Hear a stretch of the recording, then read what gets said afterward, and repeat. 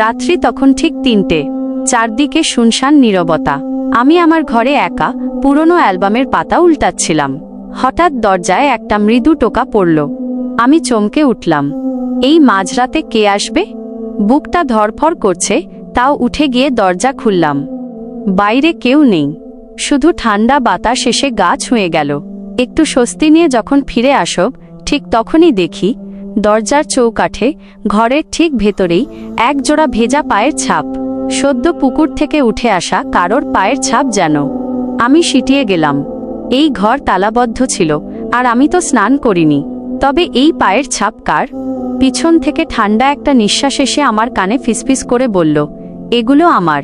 আজ 10 বছর ধরে আমি শুধু এই অপেক্ষাটাই করছিলাম, তোর ঘরে ফেরার অপেক্ষা।